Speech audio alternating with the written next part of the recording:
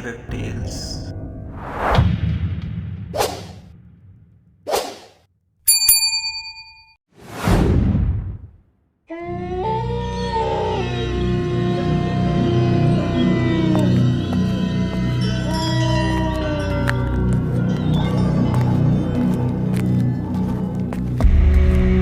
ओम ह्रीं मोहिन्याय नमः। रूपम देहि भाग्यम देहि बंधनम छिंदी स्वाहा। ओम ह्रीं ह्रीं मोहिनी जाग्राय स्वाहा। रात का आखिरी प्रहर चल रहा था। बाहर सूखे पत्तों की हल्की सरसराहट हवा के साथ बहती हुई पूरे माहौल में एक स्थिर लय पैदा कर रही थी। झोपड़ी के भीतर एक पुराना लालटेन रखा हुआ था, जिसकी मध्यम लौ धीरे धीरे हिल रही थी और दीवारों पर नरम उजाला फैला रही थी। उसी रोशनी में माधव और सुमन पास पास बैठे हुए थे। दोनों चुप थे, बिना किसी जल्दबाजी के, जैसे यह समय खुद अपनी बात कह रहा हो। बाहर की रात और भीतर की यह शांति मिलकर एक गहरी ठहरी हुई स्थिति बना रही थी, जहां शब्दों की जरूरत अभी नहीं थी। सुनिए, हमारे गांव के पास वाले जंगल में एक बाबा आए हैं। लोग कहते हैं कि वो बहुत बड़ी तपस्या वाले हैं। गांव के कई लोग अपनी अपनी परेशानियां लेकर उनके पास जा रहे हैं। मुझे इन बातों पर भरोसा नहीं होता। आजकल हर कोई बाबा बन जाता है। लेकिन इस बार बातें सच लगती हैं। बिरजू के घर की हालत आपने देखी ही थी। उसकी पत्नी महीनों से बीमार थी। बाबा ने कुछ मंत्र पढ़े, जड़ी दी। अब उसकी तबीयत पहले से बहुत बेहतर है। घर का काम भी संभालने लगी है। और हरिया के घर का हाल भी बदल गया है। हरिया की गाय तो याद है आपको? उसने दूध देना बंद कर दिया था। बाबा ने मंत्र पढ़कर उसकी पूंछ पर लाल धागा बांधा। अब रोज बाल्टियां भर भर कर दूध दे रही है। ऐसी बातें गांव में फैलती रहती हैं। तुम भी वहां गई थी क्या? हाँ, मैं गई थी। कब गई थी तुम? मैं तो कल घर पर ही था। जिस दिन आप खेतों पर गए थे उसी दिन। सोचा आपको बताए बिना चली जाऊं तो ठीक रहेगा। और वहां जाकर क्या कहा तुमने? मैंने बस अपने घर की हालत बताई। बाबा ने कहा, तुम्हारी किस्मत का दरवाजा बंद है, लेकिन अगर एक रात एक तरफ जाना पड़े और एक बलिदान दिया जाए तो उसके बाद दरवाजा खुल सकता है। मुझे इन बातों पर भरोसा नहीं है। मैं भी डर गई थी, पर कहीं ना कहीं दिल में एक उम्मीद भी जागी है माधव। हम कब तक ऐसे ही जीते रहेंगे? बाहर बह रही हवा अब पूरी तरह थम चुकी थी। पत्तों की सरसराहट भी खत्म हो गई थी और आसपास एक गहरा सन्नाटा फैल गया था। रात जैसे अपने ही भीतर सिमट गई हो। सब कुछ शांत और स्थिर हो गया था। बस यही बात थी, डराने वाली, उलझाने वाली बातें। सुमन, मैं इन सब में नहीं पड़ना चाहता। ये बलिदान, बाबा ने ठीक ठीक क्या कहा? उन्होंने कहा, एक रात जंगल में अकेले रहना होगा। क्या? मैं इन बाबाओं पर भरोसा नहीं करता। डर दिखाकर लोगों को फंसाते हैं। मैंने भी पहले यही सोचा था, लेकिन नहीं, मेहनत ही असली पूजा होती है सुमन। किसी जंगल, किसी बाबा से किस्मत नहीं बदलती। बस इस बात को यहीं छोड़ दो। पर अगर एक बार कोशिश। इतना कहकर माधव धीरे से उठता है और झोपड़ी से बाहर आ जाता है। रात की ठंडी हवा उसके चेहरे से टकराती है और वह कुछ पल वहीं ठहर जाता है।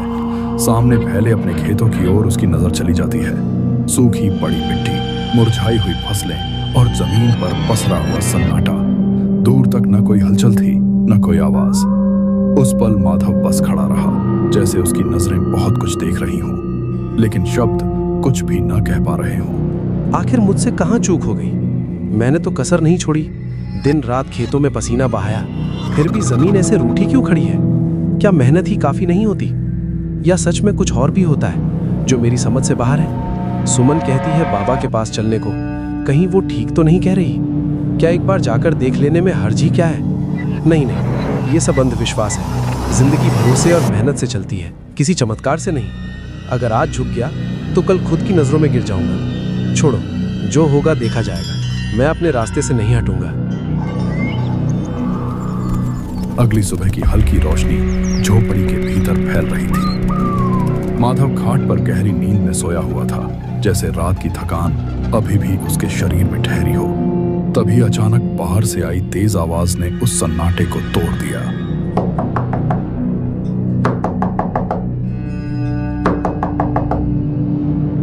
माधव हड़बड़ाकर उठ बैठा।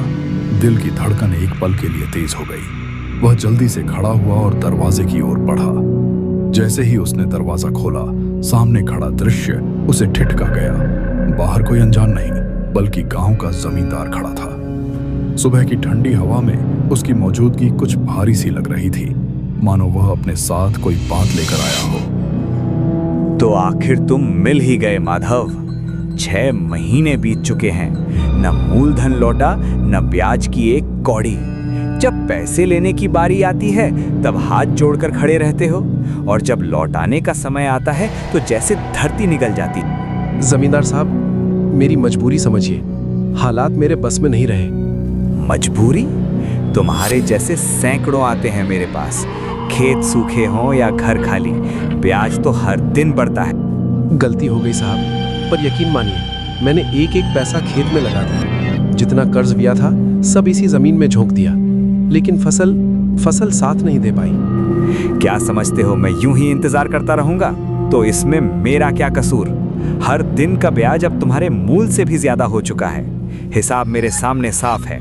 मैं जानता हूँ साहब, मेरी हालत बहुत खराब है, घर में खाने को भी ठीक से नहीं है, लेकिन पैसे में लौटाऊंगा किसी तरह। अब मेरे पास एक ही रास्ता बचता है, तुम्हारी जमीन मेरे नाम करवा ली जाए।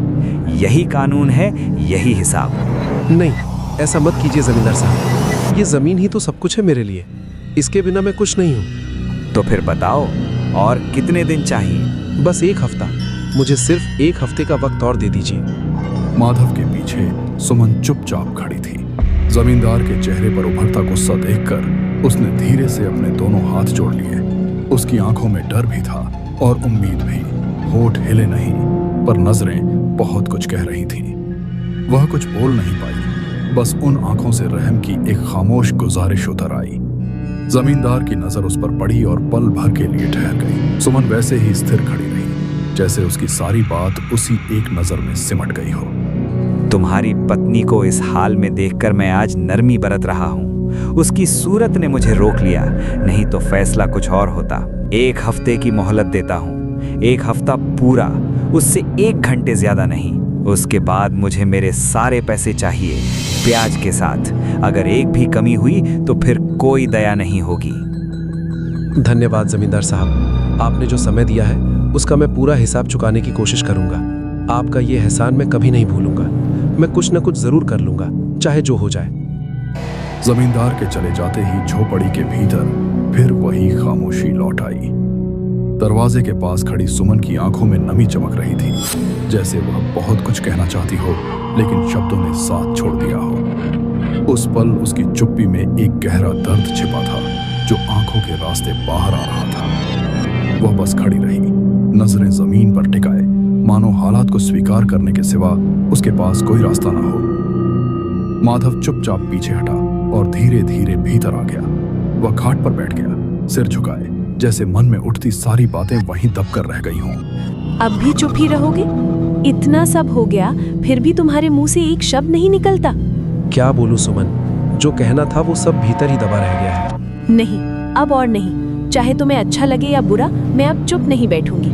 आज रात ही राम बाबा के पास चलेंगे। सुमन, फिर वही बात। मैं इन ढोंगी बाबाओं पर भरोसा नहीं करता। भरोसा नहीं है या डरते हो? डरते हो कि कहीं बाबा ने सच कह दिया तो? कहीं ये साबित हो गया कि तुम्हारी किस्मत सच में तुमसे रूठी हुई है? या फिर मेरी बात सही निकल आई तो तुम्हारा सारा अभिमान, सारी सोच सब मिट्टी में मिल जाएगा? ये अभिमान नहीं है। तो फिर क्या है? जब हालात सामने खड़े हैं तब भी आंखें बंद करना। ये सिर्फ तुम्हारी जिद नहीं, हमारी जिंदगी का सवाल है। तुम नहीं समझती सुमन, अगर मैं टूट गया तो सब कुछ टूट जाएगा। और अगर तुम यूं ही अड़े रहे तो सब कुछ पहले ही टूट चुका होगा। अच्छा, ठीक है, ये भी करके देख लेता हूँ। आखिरकार माधव ने सुमन की बात मान ही ली। रात जैसे जैसे गहराने लगी, दोनों चुपचाप घर से निकल पड़े और जंगल की ओर बढ़ चले। दिन में जो जंगल हरा भरा, खुला और शांत दिखाई देता था, वही अब रात के अंधेरे में हर कदम पर अलग ही रूप ले रहा था। पेड़ों की परछाइयां लंबी होकर रास्ते पर फैल गई थीं और हवा की हल्की हलचल भी अनजानी सी लग रही थी। सुमन माधव के ठीक पीछे पीछे चल रही थी। उसकी सांसें अब तेज हो चली थीं। सीने में धड़कन साफ महसूस हो रही थी, लेकिन उसके कदम रुके नहीं, जैसे किसी अनदेखे भरोसे ने उसे आगे बढ़ते रहने की ताकत दे दी हो। कुछ दूर चलने के बाद अचानक उन्हें सामने हल्की सी रोशनी दिखाई दी, तेल के दिए जैसी, मध्यम, स्थिर और अकेली। दोनों ने एक दूसरे की ओर देखा और फिर बिना कुछ कहे उसी रोशनी की दिशा में धीरे धीरे बढ़ने लगे। जैसे जैसे वे पास पहुंचे, दृश्य साफ होने लगा। एक बड़े पुराने पेड़ के नीचे एक बाबा बैठे थे। उनके शरीर पर काले वस्त्र थे, आंखें बंद थीं और होठों से धीमे धीमे कोई रहस्यमय मंत्र निकल रहा था। उनके चारों ओर की हवा तक थमी सी लग रही थी। माधव और सुमन दोनों उनके पास आकर रुक गए। उस पल न किसी ने आवाज दी, न कोई सवाल किया। बस वहां खड़े रहकर उस दृश्य को देखते रहे, जैसे यह मुलाकात पहले से तय हो। आखिर तुम यहाँ तक आ ही गए। मुझे पहले से मालूम था कि ये रास्ता तुम्हें यहीं लाएगा। आप हमें कैसे जानते हैं? नाम जानना जरूरी नहीं होता। मैंने तुम्हारे खेतों की सूखी मिट्टी देखी है, तुम्हारी मेहनत की थकान देखी है और वो टूटन भी देखी है जो तुम किसी से कहते नहीं। अगर सब जानते हैं तो बताइए, क्या मेरे हालात बदल सकते हैं? बदलाव तय है, लेकिन आसान नहीं। डर अब बेकार है, क्योंकि जो होना था वो शुरू हो चुका है। मुझे क्या करना होगा, कहिए। जो कहूं वही करना होगा, बिना सवाल, बिना पीछे देखे। कल की रात यहां लौटना, अकेले। कोई साथ नहीं आएगा, पत्नी भी नहीं। लेकिन वो इतनी सख्ती क्यों?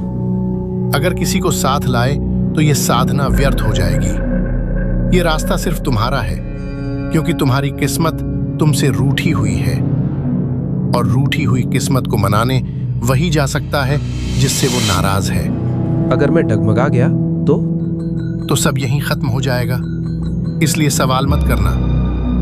अब घर लौट जाओ। आज चैन से सोने की कोशिश करना, क्योंकि कल की रात तुम्हारे जीवन की सबसे लंबी रात बनने वाली है। अगली रात आधी अंधेरी घड़ी में माधव एक बार फिर उसी बाबा के पास आ पहुंचा। इस बार उसके साथ कोई नहीं था, न सुमन न कोई और। चारों ओर फैली चुप्पी में उसके कदमों की आहट भी उसे भारी लग रही थी। बाबा को लेकर उसके मन में अब भी संकोच था, पर हालात ऐसे थे कि पीछे लौटने का कोई रास्ता नहीं बचा था। जैसे कहते हैं, डूबते को तिनके का सहारा। माधव उसी सहारे की तलाश में यहाँ तक आया था। वह धीरे धीरे आगे बढ़ा और बाबा के सामने जाकर बैठ गया। कुछ पलों तक दोनों के बीच कोई शब्द नहीं बोले गए। हवा में अगरबत्ती की हल्की सी खुशबू घुली हुई थी, जो सांसों के साथ भीतर उतर रही थी। आसपास खड़े पेड़ों की शाखाएं रह रह कर सरसराने लगीं, मानो सन्नाटे में कोई पुरानी कहानी दोहरा रही हो। माधव चुपचाप बैठा रहा, निगाहें झुकी, भीतर उठते सवालों को संभालता हुआ। मुझे यकीन था कि तू लौटेगा। तेरे भीतर अब भी डर है, लेकिन अब पीछे जाने का रास्ता नहीं रहा। मैं जानता हूँ, इसलिए आया हूँ। बताइए, मुझे क्या करना होगा? जो होने जा रहा है वो साधारण साधना नहीं है। ये मोहिनी साधना है। मोहिनी? क्या ये किसी देवी की पूजा है या किसी स्त्री की? ये न पूरी तरह देवी है, न साधारण स्त्री। ये शक्ति है, जिसमें रूप भी है, मोह भी और विनाश भी। जो इसे साध ले उसकी किस्मत पलट सकती है, लेकिन यह साधना कीमत मांगती है। मैंने जिंदगी भर मेहनत की, फिर भी भाग्य ने साथ नहीं दिया। क्योंकि मेहनत से सब मिलता है, नसीब से नहीं। अब समय है नसीब को मजबूर करने का। मुझे क्या करना होगा? पूरी रात इसी स्थान पर बैठकर जाप करना होगा। मैं तुम्हें मंत्र दूंगा। सूरज की पहली किरण निकलने से पहले यह साधना पूरी होनी चाहिए। और अगर मैं चूक गया तो केवल तेरा अंत नहीं होगा, जो तुझसे जुड़े हैं वे भी इस मूल्य से बच नहीं पाएंगे। क्या मैं इसके लिए तैयार हूँ? इस प्रश्न का उत्तर शब्दों से नहीं, साधना से दिया जाता है। अगर डर है तो अभी लौट जा। नहीं, अब जो होगा देखा जाएगा। ओम ह्रीम मोहिन्याय नमः। रूपम देहि भाग्यम देहि बंधनम छिंदी स्वाहा। ओम ह्रीम ह्रीम मोहिनी जाग्राय स्वाहा। इस मंत्र का एक भी शब्द टूटा तो सब टूट जाएगा। अब बैठ जा, आंखें बंद कर। आज की रात तुझे पहचान लेगी। माधव ने बहुत धीमी आवाज में, लगभग फुसफुसाते हुए मंत्र को दोहराना शुरू किया। ओम ह्रीं मोहिन्ये नमः रूपम देहि भाग्यम देहि दुःखम हर सौभाग्यम कर। ओम ह्रीं मोहिनी जाग्रहे स्वाहा। ओम ह्रीं मोहिन्ये नमः रूपम देहि भाग्यम देहि दुःखम हर सौभाग्यम कर। ओम ह्रीं मोहिनी जाग्रहे स्वाहा। तुमने मुझे पुकारा है आज रात। तुम कौन हो? मैं वही हूँ जिसे तुम्हारी साधना ने यहाँ खींच लाया अकेले में। तुम्हारे मन की पुकार, तुम्हारा डर और तुम्हारी चाह, सबने मुझे बुलाया है। मेरा नाम मोहिनी है। मैंने तुम्हें नहीं देखा कभी, फिर भी लगता है जैसे तुम मुझे जानती हो। मैं तुम्हें बहुत पहले से जानती हूँ। तुम्हारी थकान, तुम्हारी हार और वो टूटन जो तुम किसी को दिखाते नहीं। अब बताओ, मुझसे क्या चाहते हो? मैं पूरी तरह टूट चुका हूँ। मेरी परेशानियां खत्म होने का नाम नहीं लेती। जितनी मेहनत करता हूँ उतनी ही जिंदगी दूर भागती जाती है। मैं तुम्हें इस हालत से बाहर निकाल सकती हूँ पूरी तरह। तुम्हारी गरीबी, तंगी, अपमान सब कुछ मिटा सकती हूँ। सफलता, सुख और वो सब कुछ दे सकती हूँ जिसकी तुम्हें अब तक कमी रही है। और इसके बदले? मेरी एक शर्त है। आज से तुम सिर्फ मेरे होगे, मन से भी और शरीर से भी। किसी और स्त्री से तुम्हारा कोई रिश्ता नहीं होगा, न चाह न लगाव। मैं हर पल तुम्हारे साथ रहूंगी, तुम्हारी हर जरूरत का ध्यान रखूंगी। और अगर मैंने ये वचन तोड़ा तो उसका अंजाम बहुत भयानक होगा। याद रखना, याद रखना, जो मुझे पा लेता है वो मुझे खोने की कीमत नहीं चुका पाता। ये वचन एक बार दिया गया तो समय भी पीछे नहीं मुड़ता। जो मैं देती हूँ वो स्थायी होता है और जो लेती हूँ वो पूरा लेती हूँ। अब निर्णय तुम्हारा है और परिणाम भी। माधव की निगाह अनायास ही उसकी ओर चली गई। सामने खड़ी मोहिनी में कोई ऐसी चमक थी जो पहली नजर में ही ठहर जाने को मजबूर कर दे। कुछ क्षणों के लिए माधव अपने आसपास का होश खो बैठा, जैसे विचारों की गति अचानक थम गई हो। सीने के भीतर एक हलचल उठी, हल्की सी पर गहरी, जो उसे अपनी ओर खींच रही थी। वह कुछ समझ पाता, उससे पहले ही मन में एक अजीब सी बेचैनी और आकर्षण एक साथ जन्म ले चुके थे। अगर मैं मान गया तो क्या सच में सब बदल जाएगा? मुझे डर है, लेकिन और कोई रास्ता भी नहीं दिखता। अगली सुबह माधव देर से जागा। आंख खुलते ही वह उठ बैठा और सबसे पहले घर के चारों ओर नजर दौड़ाई। झोपड़ी वही पुरानी थी, दीवारों पर वही सादगी और भीतर वही खालीपन, जैसा बरसों से उसकी जिंदगी की आदत बन चुका था। कुछ भी बदला हुआ नहीं लगा। लेकिन जैसे ही उसकी नजर बाहर की ओर गई, वह पल भर के लिए स्तब्ध रह गया। कल तक जो खेत सूखे पड़े थे, जिनमें मुरझाई हुई फसलें उदासी की तरह बिखरी थीं, आज वही खेत हरियाली से भर उठे थे। फसलें लहलहा रही थीं, जैसे रात ने चुपचाप अपना कोई रहस्य उन पर उंडेल दिया हो। माधव की सांस थम सी गई। उसकी आंखों के सामने एक ऐसा दृश्य था जिस पर यकीन करना आसान नहीं था। मन के भीतर एक ही सवाल बार बार उठ रहा था, क्या यह सच है या कोई ऐसा चमत्कार जो उसकी तकदीर ने पहली बार उसे दिखाया है? आप जाग गए? मैं तो कब से आपका इंतजार कर रही थी। बाहर चलिए ना, जरा देखिए, रातों रात सब बदल गया है। कल तक जो खेत सूखे पड़े थे, आज हरियाली से भर गए हैं। ऐसा चमत्कार मैंने जिंदगी में पहली बार देखा है। सुमन खुशी से भरकर माधव की ओर दौड़ पड़ी। उसकी आंखों में चमक और चेहरे पर मुस्कान थी। मगर माधव ने जैसे ही उसे अपनी तरफ आते देखा, वह अचानक एक कदम पीछे हट गया और ठिठक कर रुक गया। उसके चेहरे पर उभरी गंभीरता ने उस पल की खुशी को थाम लिया। वह कुछ कहने को था, लेकिन शब्द गले में अटक गए, जैसे मन के भीतर कोई और ही बात उठ रही हो। रुको, वहीं रुको, मेरे पास मत आना। पर मैंने तो बस... मैंने कहा ना, अंदर जाओ, अभी मुझे बाहर कुछ जरूरी काम है। आप मुझसे ऐसे क्यों बात कर रहे हैं? मैं जमींदार से मिलने जा रहा हूँ, और हाँ, कुछ दिनों तक मुझसे थोड़ी दूरी रखो। दूरी?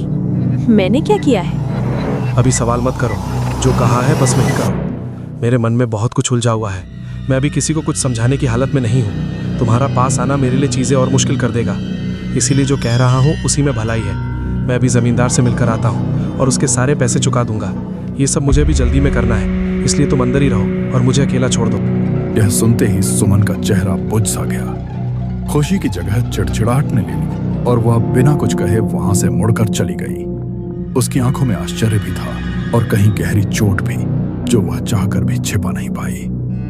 उसके जाते ही वहां एक पल के लिए अजीब सी खामोशी छा गई। उसी पल माधव की नजर सामने गई। कुछ दूरी पर मोहिनी खड़ी थी। उसके होंठों पर हल्की सी हंसी थी, जिसमें किसी परी जैसी मिठास घुली हुई लग रही थी। सुबह की रोशनी में उसकी आकृति और भी अलग दिखाई दे रही थी, मानो वह इस जगह की ना होकर कहीं और की हो। मोहिनी की नजर सीधे माधव पर आकर टिक गई और वह धीमे से मुस्कुरा उठी। माधव ने भी उसकी ओर एक कमजोर सी मुस्कान लौटा दी, जैसे मन के भीतर चल रही उलझन को छिपाने की कोशिश कर रहा हो। इसके बाद वह बिना कुछ कहे चुपचाप वहां से आगे बढ़ गया। उसके चेहरे पर अब एक नई उम्मीद की हल्की रेखा उभर आई थी, लेकिन उसी के साथ कहीं ना कहीं एक अनकहा भय भी सरक आया था, जो उसे भीतर ही भीतर बेचैन कर रहा था। इधर विजय जमींदार के घर की ओर बढ़ रहा था। रास्ते में लोग आपस में धीमी आवाज में कुछ चर्चा कर रहे थे। कोई फुसफुसा रहा था, कोई सवाल उठा रहा था। माहौल में अजीब सी हलचल थी। जहां एक ओर राहत महसूस हो रही थी, वहीं दूसरी ओर अनजानी सनसनी भी हवा में तैर रही थी। आज यहाँ इतनी भीड़ क्यों जमा है? सबके चेहरे पर एक साथ हैरानी भी है और सुकून भी। बात क्या है? तुम्हें अभी तक पता नहीं चला माधव? आज सुबह बड़ी अजीब खबर मिली है। कैसी खबर? कल रात जमींदार अपने घर में सोया था। सुबह जब उसके नौकर ने दरवाजा खोला तो वह बिस्तर पर ही मरा पड़ा था। मरा हुआ? हाँ, शरीर की हालत ऐसी थी जैसे किसी ने उसके हाथ पैर जकड़ दिए हों। न कोई चीख, न कोई हलचल। उसका कोई अपना तो था नहीं, तो फिर गांव का कर्ज? बस वही तो, न परिवार न वारिस। अब सब कह रहे हैं कि उसका सारा हिसाब यहीं खत्म हो गया। लगता है सब माफ हो जाएगा। भले ही मौत दुखद है, पर हमारे लिए ये बोझ उतरने जैसा है। सच कहें तो दिल में अजीब सी राहत है। भगवान जाने क्या हुआ, लेकिन आज पहली बार सांस खुलकर ली है। रातों रात इतना बड़ा बदलाव? माधव के चेहरे पर हैरानी और हल्का सा भय एक साथ उभर आया। वह कुछ पल वहीं चुपचाप खड़ा रहा, जैसे भीतर उठते विचारों को समझने की कोशिश कर रहा हो। मन ही मन वह बहुत कुछ सोच रहा था, पर कोई एक बात पकड़ में नहीं आ रही थी। अचानक एक क्षण में माधव की नजर सामने चली गई। पेड़ की गहरी छाया में मोहिनी खड़ी थी। उसके चेहरे पर धीमी सी मुस्कान फैल रही थी, ऐसी मुस्कान जैसे उसे सब कुछ पहले से पता हो। उसे देखते ही माधव का सीना भारी हो गया।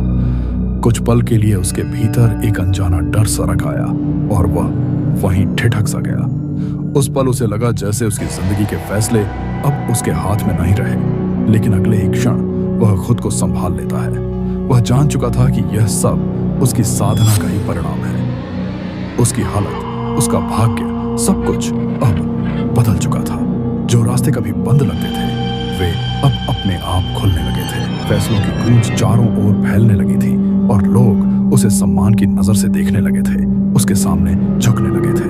मगर इसी बदलते सम्मान के साथ उसके भीतर एक खालीपन भी जन्म लेने लगा था, जैसे कोई देख नहीं पा रहा था। माधव और सुमन के बीच एक अनदेखी दूरी धीरे धीरे पनपने लगी थी। दिन बीतते चले गए और घर के भीतर अब शब्दों की जगह खामोशी बस गई थी। दीवारें सब सुनती थीं, पर कुछ कहती नहीं थी। माधव अक्सर रातों को बाहर रहने लगा, जबकि सुमन भीतर ही भीतर और अधिक चुप, ठंडी और अकेली होती चली गई। उनके बीच अब न कोई बातचीत बची थी, न पहले जैसा रिश्ता। सुमन के चेहरे पर थकान साफ झलकने लगी थी, मगर उसकी आंखों में अब भी उम्मीद की हल्की सी झिलमिलाहट बाकी थी। वह कभी कभी धीरे से खुद से कुछ कहती, जैसे खुद को याद दिला रही हो कि अभी सब खत्म नहीं हुआ है। सुमन ने मन में ठान लिया था कि आज वह माधव से बात करके रहेगी, चाहे बात किसी मोड़ पर ही क्यों ना पहुंच जाए। आज नहीं बोली तो फिर कभी नहीं बोल पाऊंगी। हम दोनों के बीच की ये चुप्पी मुझे हर दिन थोड़ा थोड़ा तोड़ रही है। वो बहुत बड़ा आदमी बन गया है, लोग उसका नाम सम्मान से लेते हैं, लेकिन मेरे लिए वो अब अजनबी होता जा रहा है। ना कोई बात, ना कोई नजर, जैसे मैं उसके पास होकर भी बहुत दूर हूँ। क्या इतनी दूरी जरूरी थी? अगर ये सब पाने के बदले मैंने उसे खो दिया तो इस सब का मतलब ही क्या रह गया? आज उससे बात करनी ही होगी, चाहे वो सुने या नहीं, चाहे सच कड़वा ही क्यों ना हो।